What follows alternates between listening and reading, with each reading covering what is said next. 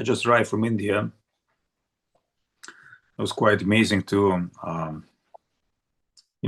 travel to Thailand to see devotees and be in India for a short time, visit Holy Dham, Vrindavan Dham, and see that devotees doing their very nice service and trying their best to fulfill Srila Gurudev's will and wish.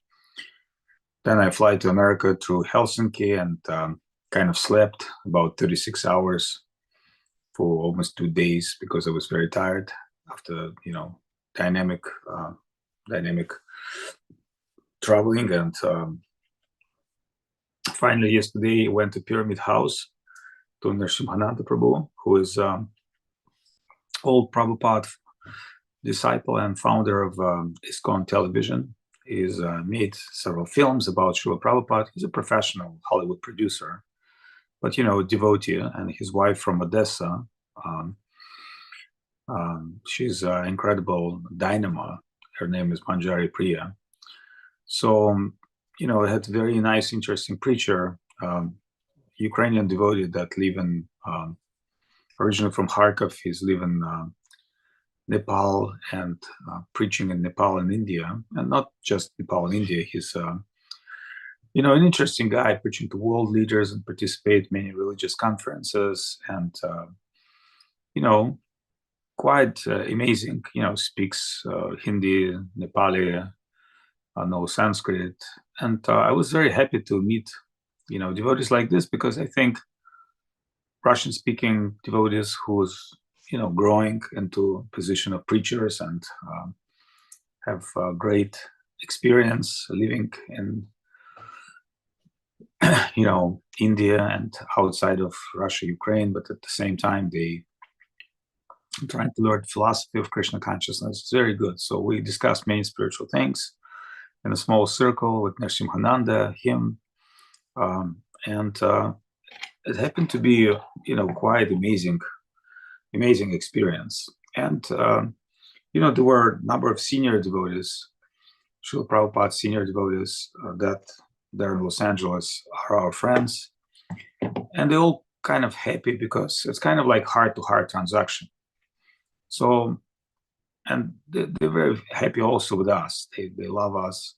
They love Srila Govinda Maharaj. They love Srila Guru Maharaj.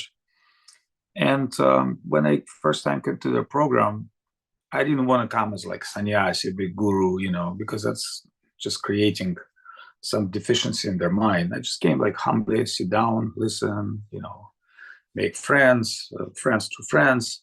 And that's how you really, get into the people's heart, is you're not externally appearing as some kind of important person. It's like you're trying to be follow Mahaprabhu. Remember Mahaprabhu, when he came to Prakashananda Saraswati Thakur meeting in Varanasi, there was like 300 sannyasis invited for that program. And Mahaprabhu didn't go to the stage, didn't try to, convince them that they're all follow the wrong path. He just sit down by the feet, by the shoes. And then when everybody look at him, he reveals some kind of an internal glow.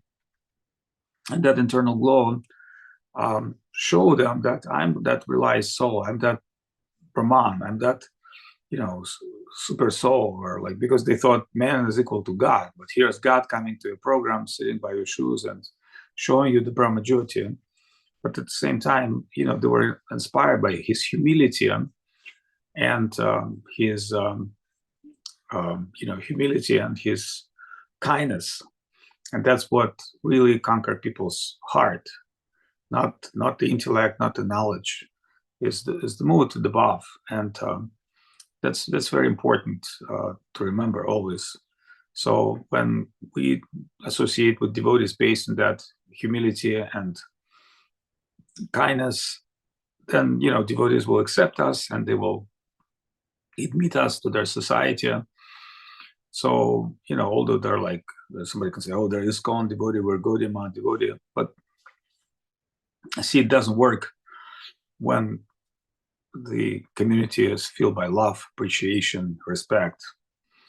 And all these Prabhupada disciples, I'm very impressed with them because they all their life trying to fulfill desire of the guru. They may do something big or something small. It doesn't really matter. I can see that they're very, very dedicated souls, and they love their spiritual master.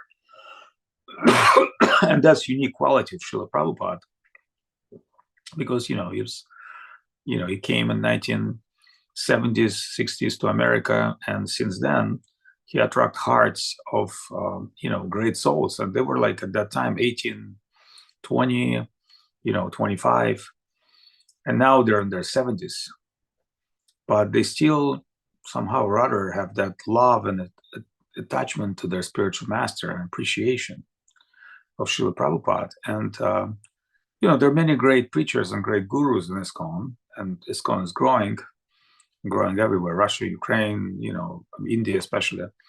But everybody's like serving Srila Prabhupada because he's a pure devotee. Like, he is not just somebody with, a knowledge of the Vedas, although he wrote extraordinary commentary, and, wasn't Sanskrit scholar, wasn't like a big sadhu who, since his childhood, stay in a mat and study stuff. He was a very normal person. Normal person means he had a family, had a job. He tried to, follow his external duty and, pay his bills. And at the same time, from, his childhood, he had deep appreciation of Krishna consciousness, which he hid his heart, and love to his spiritual masters, and inner feeling that I need to dedicate my life to my spiritual master. My spiritual master gave me something very, very valuable.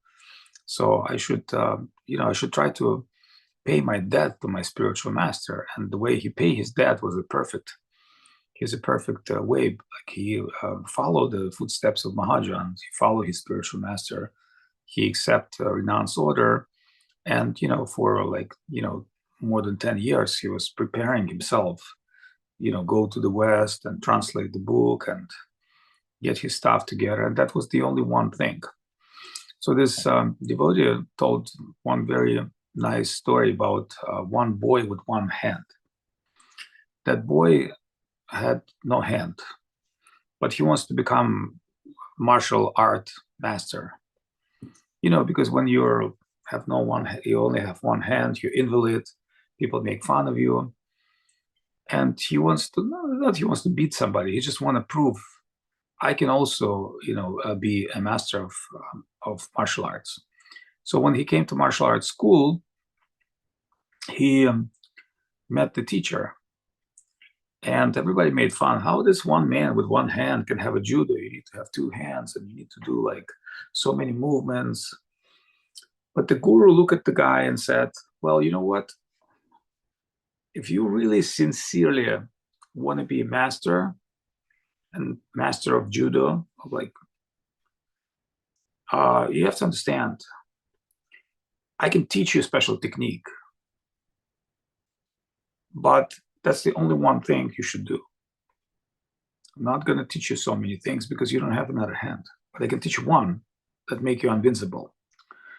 And this boy, because of his, from one point, physical deficiency, from another point, desire to aspire to achieve that, he said, yes, I will follow the master. He said, okay, remember one thing, I will teach many people many things, but I will only show you the most secret move in judo. But the point of that move, it has to be so perfect. Then you have to come and practice every day. He said, okay, master. So he showed him like very special technique, and he said, like, practice this every day. So the boys start practicing this every day. And, other guys, they're like, hey, come on, we're wrestling, we're learning new stuff. And this guy just like continuously practicing same thing every day, over again. And, nobody really took him serious in the school, but the guru wasn't so much paying attention to him, because he would teach others the new techniques and new styles. And when his student would approach, and he said, no, for you only one thing. But that disciple with faith continued to do that. And the time came, the the school were invited to some big competition, like Olympics wrestling competition. And then, everybody got together, and the teacher said, well, we need to appoint one man from our school who can defeat the pride of our school. And everybody thought, well, maybe me or that other guy who's very good. But the teacher said, no, this one boy with no hand will go. And everybody were like, come on, the guy is like, the guy is just hanging here. He's only doing one thing. But surprisingly, this guy win all the competitions. He win everybody, come back with a gold medal, whatever the prize. And everybody got together, and they were so much bewildered. It's like, how come this guy become a gold medal champion? He only have one hand. And the teacher explained, he said, this guy did this training every day for like 4 or 5 years, and he become expert. So, and that move that I teach him is so perfect. There's only counter move for that thing is to grab somebody's left hand while this movement is done. But the guy doesn't have the left hand. That's why he's invincible. He only have one hand. So, you cannot really grab because he doesn't have the hand. So that guru said, I convert his disadvantage into the main advantage. So our position is like this. We have disadvantage. We're not born in India. We're not born in Brahmin family. We're not really understanding much about Krishna consciousness. We don't even know, honestly speaking, a lot of us never met Govinda Maharaj or Guru Maharaj or Prabhupada. We heard of them. So we kind of have a lot of disadvantage, but we have one advantage. Just like this boy with one hand. If we can practice this one thing and make it perfect, then we can become invincible. And that one thing is surrender to Krishna and follow, the divine path. And that's not easy, actually. That's not easy to surrender to Krishna. So we spoke, everybody wants to be a great devotee when everything is fine in your life. But really, if we look at Mahabharata or Chaitanya Charitamrita, we can see that a lot of people, they display their devotion in the most extreme and difficult conditions of their life. Just like especially Mahabharata, if you really look at the Pandavas, the great heroes of Mahabharata, you can see how much trouble they had. And Kunti even said, Vipadas tavatat shashvat tatra tatra jagat guru darshana bhavatam yashyat apuna bhavadarshana. So it's not easy. It's quite difficult to practice Krishna consciousness when you're in unfavorable situation, when your health goes down, when you don't have money, you don't have success. You think like, Krishna, why you are putting me in this situation? But Krishna has a great purpose, and the gold is tested by fire. So the fire of life is the perfect test for our life. And it doesn't mean that devotee will suffer all the time, but actually in your negative conditions, certain things about yourself will be revealed. And I thought that's it's a wonderful. So we spoke about many things yesterday. I'm just translating you something we share with devotees, and we spoke about Krishna consciousness. And it's very nice to associate with Vaishnavas and talk about things like this. It was not a big program. It was like maybe 10, 15 people, but the right people, the good people. The people that came, all devotees, and they love each other, they appreciate, they get together, they share their heart, and, not too many like external people. So when this Prabhu said, what should I do? And, he's like a singer, writer, like a very talented guy. I said, well, you don't read the book, because sometimes in ISKCON, the preacher come, he has to read from Prabhupada book and speak about, what Prabhupada said. He said, that is for like a general program. So here at this program, because of devotees here, you give something from your heart. what you feel, what you want to share with us. That, and he was very happy, and he chants some songs, and he chants some of his poetry, and like everybody connect. So we met first time, but we become very good friends, like like a soulmate. You can say, right? Some devotees you meet, you feel, oh, like he has the same vibe as I do. And then there's some other devotees from Ukraine came, and we had pretty good time and try to like share and be friends and support each other spiritually. And that's very important. That's called devotional association. So in this association, the important is to have a Vaishnava culture. When devotees meet together, they support each other. They, they don't get involved in politics. And because, some people try to get politics, some people always like to do politics as some people's nature, And so I have one of my friend, he's an old devotee.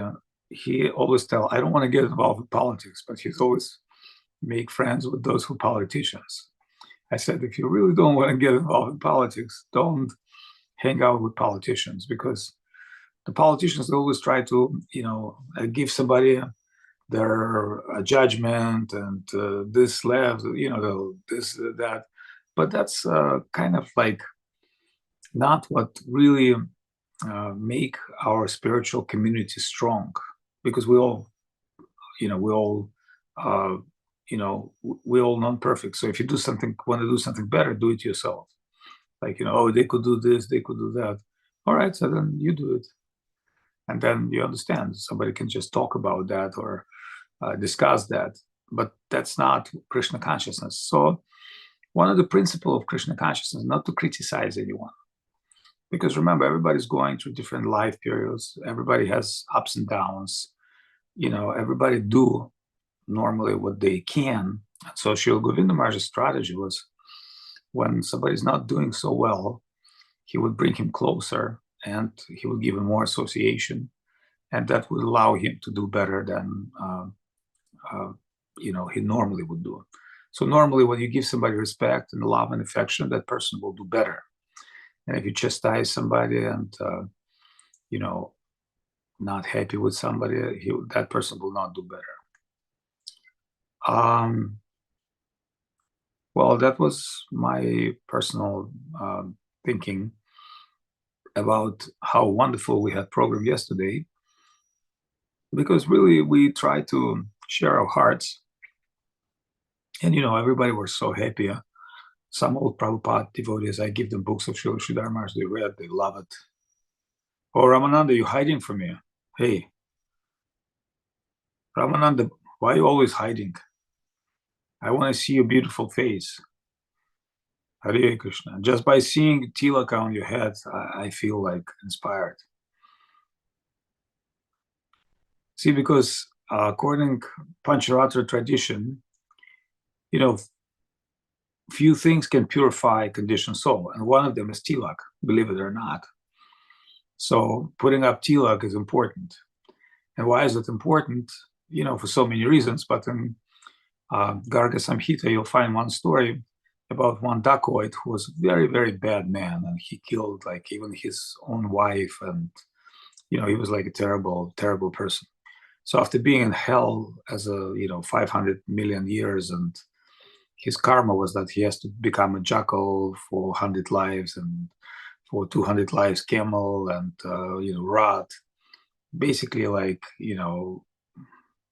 before you go back to human, you have to suffer so much. Then one drop of gopi-chandana tilak came on his head, and he's got liberated. So think of this, why that story is spoken in Garga Samhita, is to understand everything connect with Krishna is so powerful, especially the tilak. Normally, we never know what the tilak place is, but I was fortunate to go to Dwarka, to Gopitala, and have seen with my own eyes that place. I was a couple of times there. And that's the place where we mine our tilak. And it's pretty amazing. And there's wonderful stories about that place where Radharani came and gopis came there. That's why it's called Gopi-tala. Although it's not Vrindavan, it's near the Dwaraka, but that's the tilak place. And so in scripture it says this tilak is one of the best. There's also some devotees using the Radhakund tilak and other things, but in our line, we pretty much using that Gopi-tala tilak as our gurus prescribe. So that's how powerful to see devotee with tilak. And Srila Bhaktisiddhanta Saraswati Thakur, he would say, if you're the one wearing the tilak, you look like a dead body. And what is a dead body? According to Bhaktisiddhanta Saraswati Thakur, is dead body is somebody who's not really connected with Krishna. Because if you connect with some illusory environment, then you know better than dead body because you like virtual avatar. But once, one way or another way, you connect with Krishna, then your fortunes begin. So, see tilak at Vaishnava, see the form of Vaishnava, it's very auspicious. That's why when we get together, it's nice, we put up spiritual dress and tilak, not just because we love Indian clothes or, we're like religious fanatics. No, it's just for reminding us, this culture and what our gurus extend to us. So it's very wonderful where devotees in festivals, especially, they wear tilak and saris, and and if you practice your spiritual practice at home, you can put up like a dhoti or a kurta, in your home, and you can, in the morning, you can put up your spiritual dress just to remind yourself that's what your real identity is. It's not something else. When you go to play football, you might dress a football dress. When you go to, work or dinner, you might have to have official dress, but your real position is position of devotee of Vaishnava. So to see Ramananda Prabhu and this beautiful divine form, and he's looking a little bit like Srila Prabhupada, shaved head, an Indian gentleman, I'm always very happy because I remember the days when he and other devotees would full-heartedly serve Srila Govinda Maharaj at the temple of Sokel, and would give so much joy to Srila Gurudev to see them, follow Krishna consciousness, and they're very serious. Our community, for some reason, are not expanding a lot. There are many devotees become children and grandchildren. They may not expanding a lot from numbers, but it's a very substantial community of devotees, and some unique devotees like Janardhan Maharaj, who's like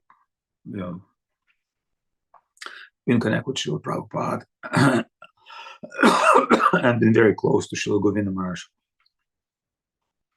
And other devotees, all like Hashipriya, all Sokel devotees are extraordinary. So again, it's a generation of older devotees. So for some reason, I see that they've got some kind of a special mercy, and that special mercy is Guru Krishna Prasadi by Bhakti Lata Bish.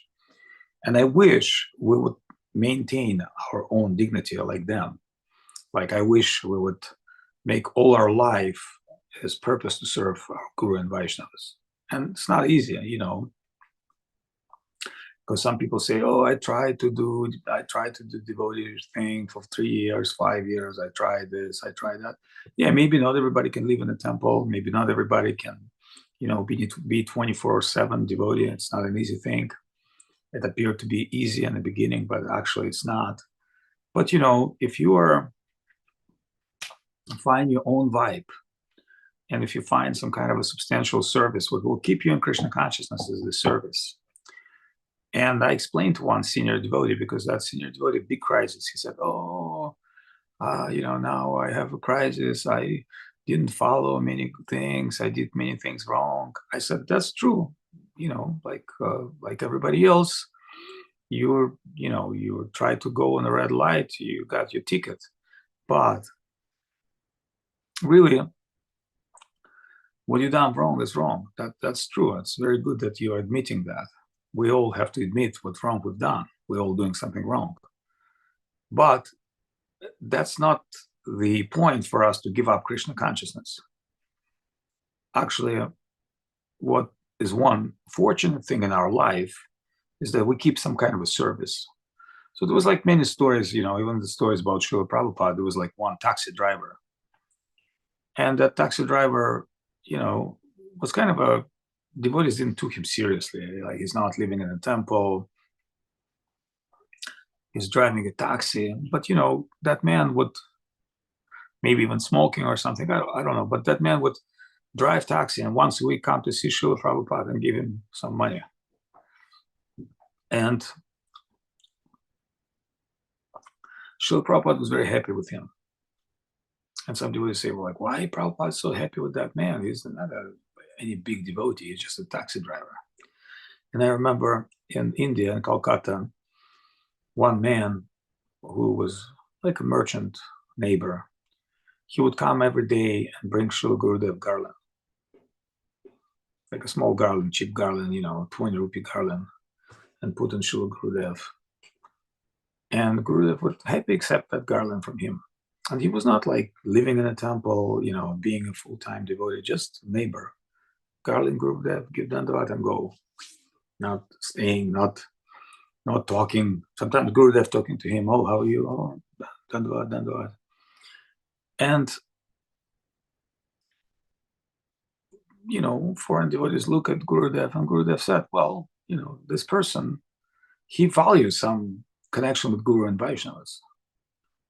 And he said, whatever he has a chance, he offered me garland, and I have to accept it.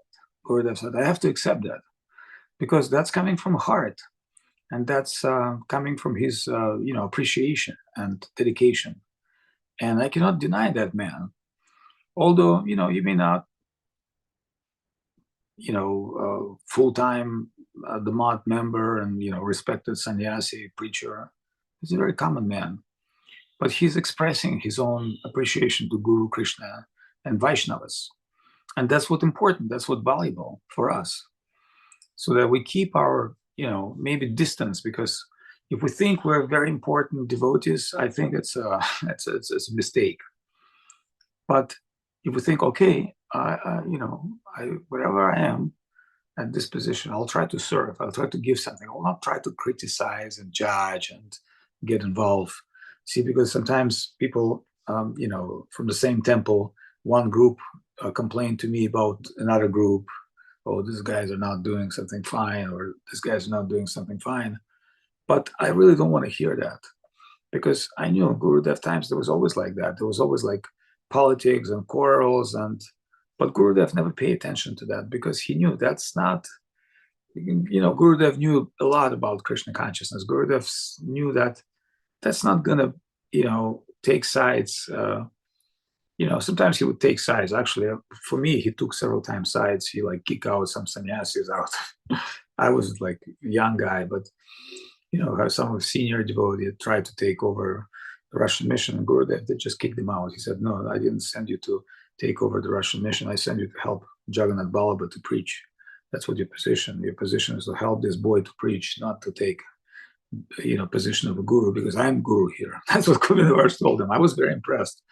I thought, oh my God, Gurudev saved my ass. But, Gurudev knew all this politics, but, he's also, tried to avoid it as much as he could.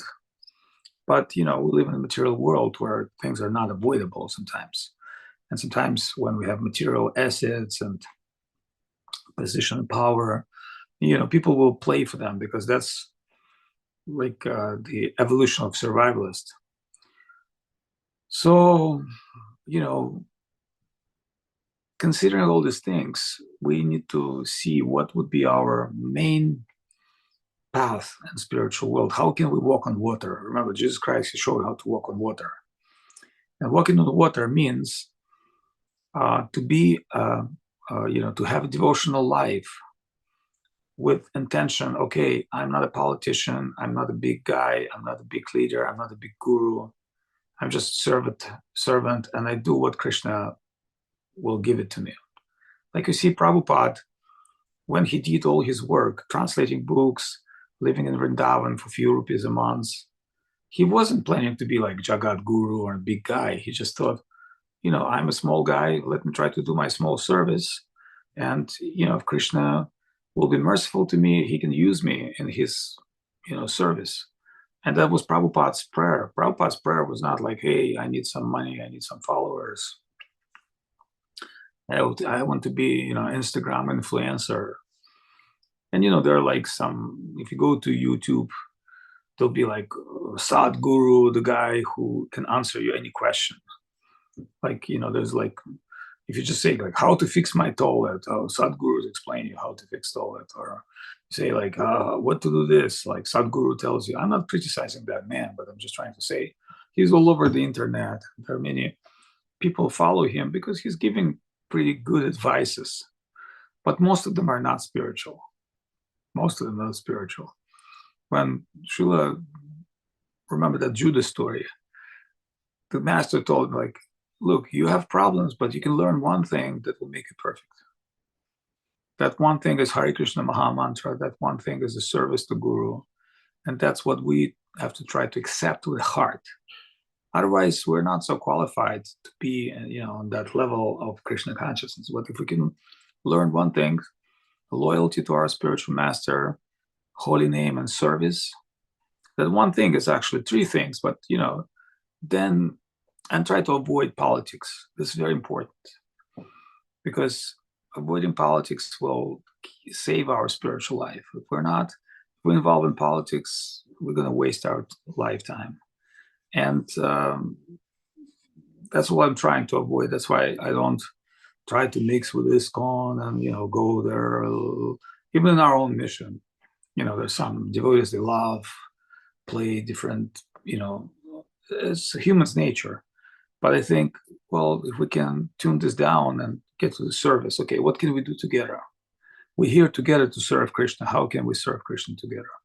What can we do to satisfy Srila Gurudev? That's how far we want to go to politics. Okay, let's do festival. Okay, let's do this. Let's do this. All right, let's resolve this problem. If we can stay in that kind of tune, that will be very helpful for our spiritual life. What I'm telling you right now is not something new. That's, you haven't heard that. I'm sure you've heard this many times, especially people like Ramananda Prabhu. But other devotees also good to hear this, because these are important principles that Srila Govinda Maharaj kept in his life above his head. And I can understand sometimes certain things are falling apart in your life. Like for instance, I thought, well, maybe I can come back to Russia. Maybe I cannot. Hey, maybe I can go back to Ukraine. Well, maybe I cannot right now. Oh, maybe I cannot do this project or that project or that project. Like, things are changing.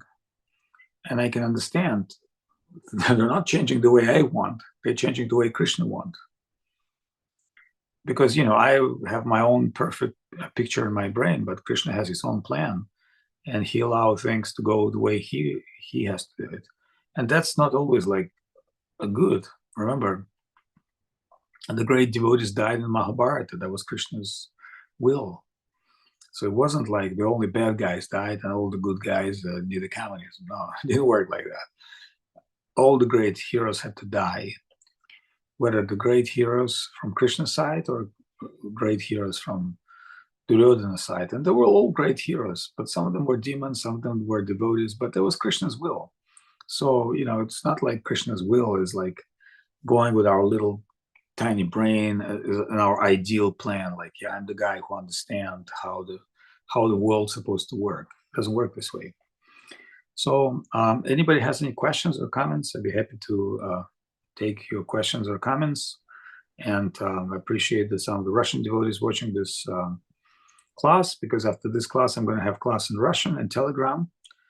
And using this opportunity to speak English with some of the English-speaking devotees allow me to practice my English skills and to remind myself that there's a whole world outside the Russian community that need to connect with Krishna consciousness. And, I wish I can spend more time for preaching. And I want to thank Narayani Didi and all other devotees that are trying to organize this programs that, we nourish the English-speaking community. And sometimes I see devotees from Australia, sometimes I see devotees from England, different parts of the world. They're coming up for, my little talks. I'm not trying to represent myself as some kind of a big spiritual authority. In fact, I'm happy to share feelings, realizations, and have other devotees to come up with questions and statements. So please, Rasananda Prabhu, take some questions. Yes, Maharaj. We have a question from devotees. Question is next. We spoke with one of your students, and he shared to me that he is not closely related to you. Please share how students can be closer to their Gurudev and communicate with him. After all, everyone is ashamed to write to the teacher about little things, about little news, and don't know how to set up a closer relationship with Guru. Well, remember, Guru is not a GPT chat. Guru is Krishna. Like, if you think I'm the Guru, you make a big mistake. I've been used by Krishna as a representation for certain people. And certain people, they cannot accept me as a Guru. They say, Avadhut Maharaj, this guy, no. How can I accept him as a Guru? So that means Krishna chooses how to appear in front of someone in form of Guru. And Krishna is in everybody's heart. So just like a Srila Prabhupada story, he met his Guru several times in his life. But he remembered his instruction and he followed the principle of service. So all life, Srila Prabhupada served Gaudiya Math devotees. He did programs. He was a friend of Srila Sridhar Maharaj. And on the very end of his life, he decided to fully dedicate himself for the service of Guru and Vaishnavas. So that means to be close to Guru. And according to scriptures, they say the flea, little insect that sucked the blood, he can live on the head of a sadhu, but does not mean that flea, by sucking the blood of a sadhu, is very close association. So association is a subconscious process. And, some people, they don't have enough Guru Bhakti because they don't fully have a devotional culture. It requires some association. It requires some mercy, some faith. So if you are not committing offenses, that's why I warn you against politics and criticism, because that's what can destroy your bhakti lata. Your bhakti lata also can be destroyed by material, sensual things. Like if you start alcohol, sexual activity, and go crazy this way, or money. I just want money. I just need that can also take you away from spiritual path. So there's so many enemies on the spiritual path. And, Krishna described them in Bhagavad Gita: anger, lust, greed. All these enemies are only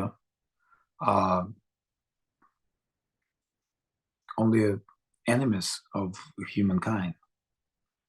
So, and nothing can satisfy them. Nothing can satisfy lust. Nothing can satisfy greed. Nothing is satisfied.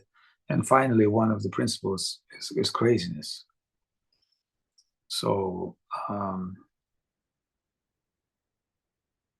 that is, what people feel and have. So that's what I want to share with you. So be close to Guru does not mean be physically close or write Guru every 5 minutes. Be close to Guru means to serve him, and maybe keeping distance is a good thing.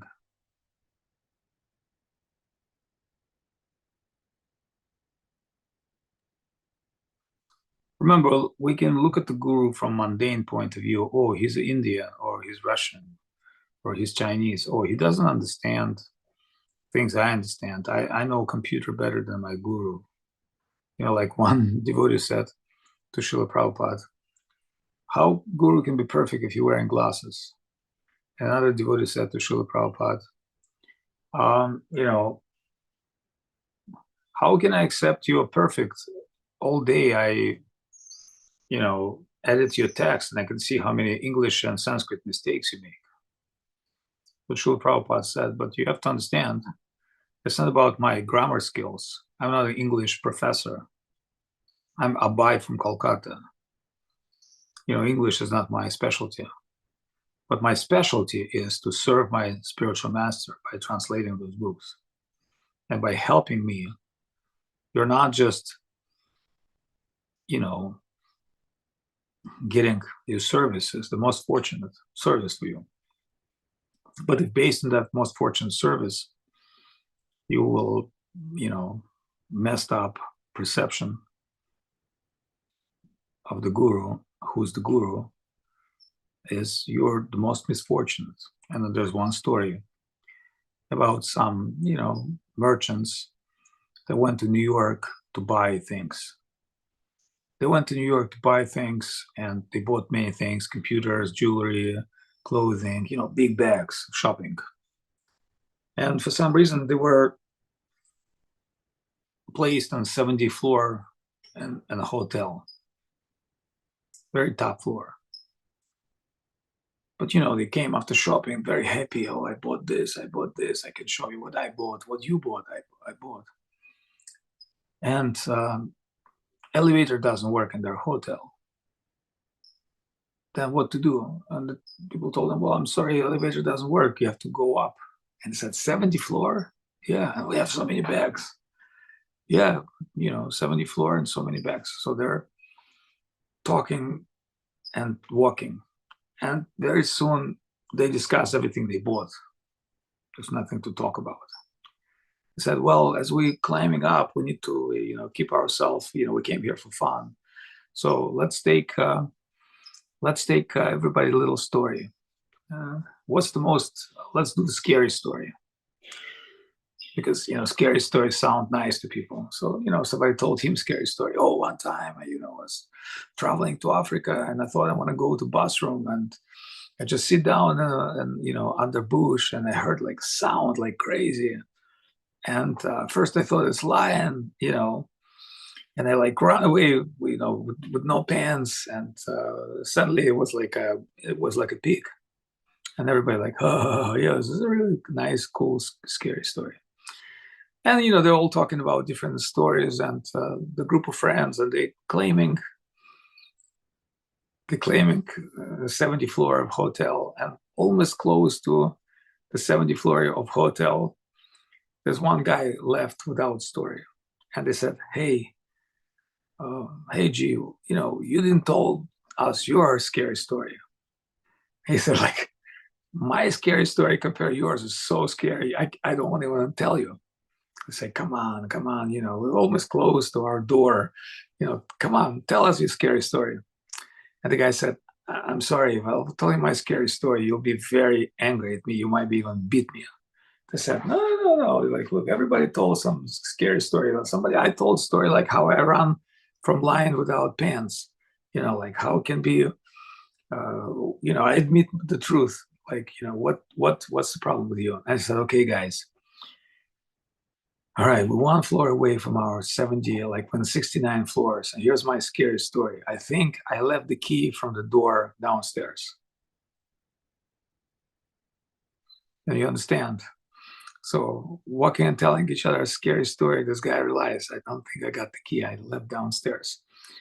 So what tells to us that there are so many scary stories in our pocket, but there's the most scary story. If we're doing all this work and we're trying hard for Krishna consciousness, and the end of the story, because of our misconception who guru is, who devotees is, we almost like left the key from the door. Because we can tell all the scary stories to each other as we're walking on the path. But the real purpose for us is to get the key from the door of devotion. And if we don't have that key from door of devotion, we're not so successful in that attempt. So whatever your fun, travel, and whatever the stuff you bought, on the way, it will all be useless if you don't have the key. So the key is Sadhu Sangha Nama Kirtan Bhagavat Shravan Archayamurti Seva Nama Sankirtan. That's the key. So we always have to remember the key of our spiritual life is the most important. Everything else is like, we still have to do the path and walking, and ideally walking as a group. Remember, it's very difficult to get devotion alone. Yogis, they can practice alone, pranayam, meditation, that's very good to be alone. But devotional life means sankirtanam, get together to glorify Sri Krishna, because even, we are not perfect as we are, but getting together for glorification of Krishna is giving us so much opportunities. All right, so any other question? Yes, Maharaj, we have one question about, I try and find this question, about Madhavendra Puri and Brahman. We have heard that Mahaprabhu recognized in Sanudiya Brahman his connection with Madhavendra Puri. And the question is next. How could he recognize him? By what? By voice or by mood or by what? That's a good thing. When Mahaprabhu traveled to South India, he met one devotee and he heard his chanting and he got the vibe. Remember, vibe is very important. So when the girl meets boy or friends meet, like yesterday we met first time with devotees, but we got the same vibe.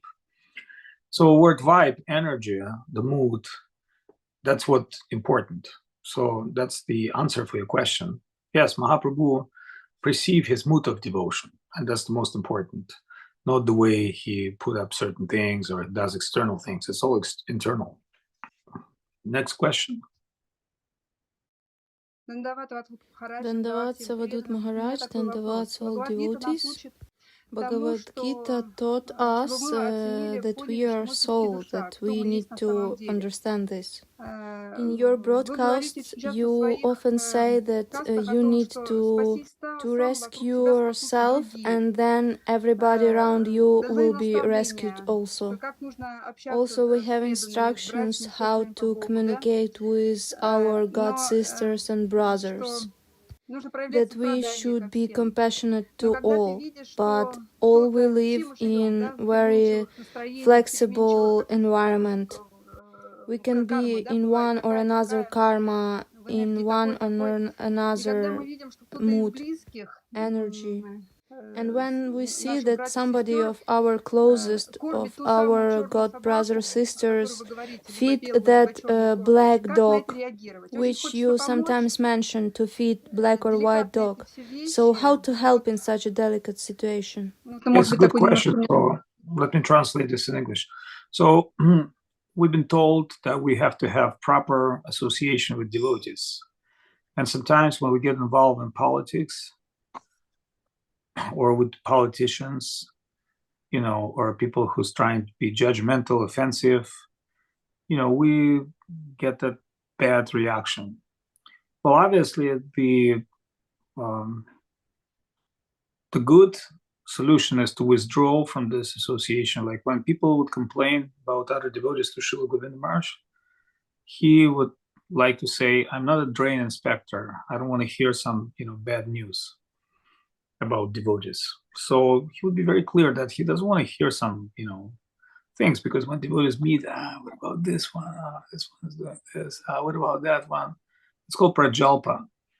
But even more than prajalpa, it's an offensive thing. Like if you really see material news, what the most popular, the negative news, not the positive news. You never see people watching positive news. So everything fine, and most people like to hear negative news. Something happens here, so there. That's what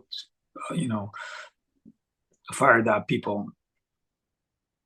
So we can understand that is people's nature. So we have to break that mundane nature in order to rediscover our spiritual nature. And our spiritual nature is nature that give us that incredible opportunity for association, service, and inspiration. Just try to avoid, if somebody starts speaking bad things, just tell them, oh, Prabhu, I'm sorry, I don't want to hear that. Let's talk about Krishna. Like, remember, the way we are here, we are trying to discuss some spiritual things. There's plenty of room, I'm sorry, for bullshit in this world. But bullshit never stops. If you just put on TV, they'll tell you, like, there's like a stream of bullshit coming to your ears. So at least, if you want to bullshit, get from material news. Don't get an association of devotees. We're not coming here to just gossip and things. One devotee told me, oh, somebody trying to do their own program. I said, that's fine. Look, if somebody does not recognize me as Avadhut Maharaj, is that there's billions of people in this world that need Krishna consciousness. Anybody can go out and start preaching and doing his own thing.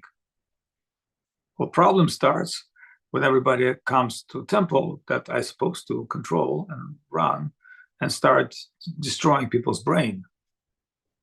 That's what happened on certain missions.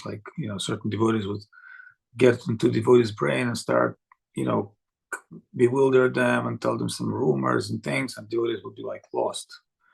That's a bad thing. And so they would come to me and tell, well, this person's senior devotees, but he's telling me things that I can't accept. I said, well, don't associate with him. Stay away.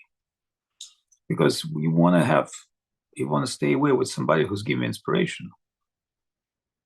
And, that's how you build faith. Remember, faith is important. And some people have very generic seed of faith. They don't have real faith.